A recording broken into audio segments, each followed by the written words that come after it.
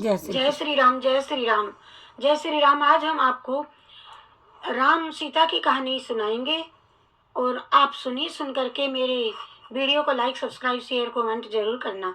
धन्यवाद आप सभी का। जय श्री राम। ये कहानी सीता माता कहती थी, श्री राम इसे सुना करते थे। एक दिन श्री राम भगवान को किसी काम के लिए बाहर जाना पड़ गया था। तो सीता माता कहने लगी कि आप बाहर जा रहे हो, मेरी कथा सुन लीजिए, मेरी कहानी सुन लीजिए नित्यनेम की। ये मेरा नित्यनेम की कथा है। अब आप बाहर जाएंगे तो मैं अपनी कहानी किसे सुनाऊंगी। श्री राम जी ने कहा कि तुम कुएं की पाल पर जाकर के बैठ जाना और वहाँ जो औरतें पानी भरने आएंगी उन्हें अपनी कहानी सुना देना। सीता माता कुएं की पाल पर जाकर के बैठ जाती है। एक स्त्री आई, उसने रेशम की जरी की साड़ी पहन रखी थी और सोने का घड़ा ले रखा था। सीता माता उसे देख करके कहती है, अरे बहन,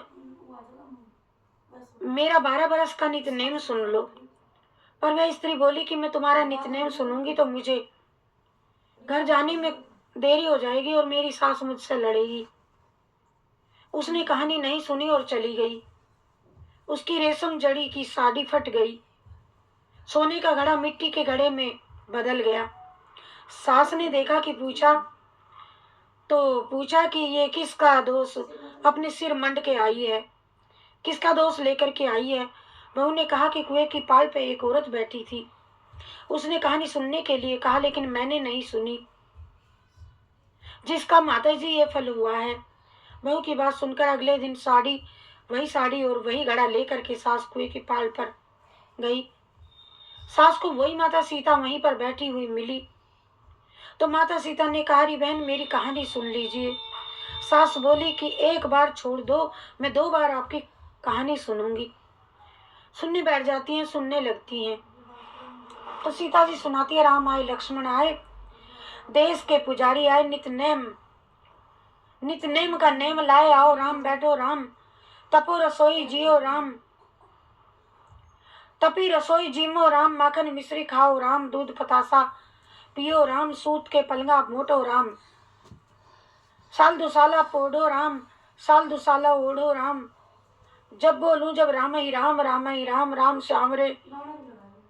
संवारे मेरे सब काम, खाली घर भंडार भरे, सबका बेड़ा पार करे।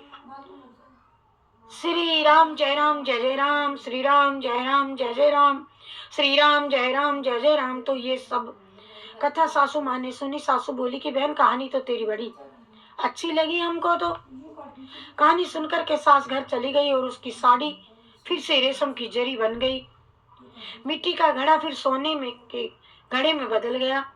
बहू कहने लगी, माँ जी, आपने ये सब कैसे किया।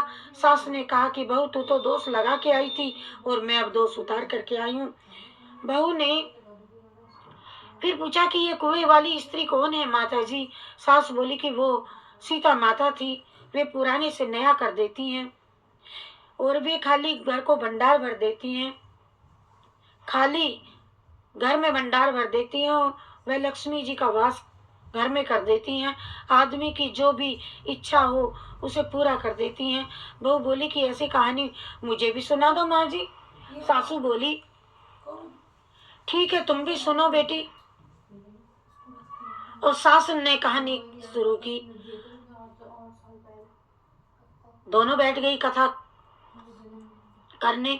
सासू सुनाती है, बहू सुनती है। राम आए, लक्ष्मण आए, देश के पुजारी आए, नित्य का नेम लाए, आओ राम, बैठो राम, तपी रसोई जीमो राम, माखन मिश्री खाओ राम, दूध पतासा पियो राम, सूत के पलंगा मोटो राम, साल दुसाला पोड़ो राम, साल दुसाला ओढ़ो राम, जब देखूं जब राम ही राम, राम ही राम, राम ही राम, राम समारे सबके काम, खाली घर भंडार भरे, सबका बेड़ा पार करेंगे। जय श्री राम, जय श्री राम, जय श्री राम, जय श्री राम।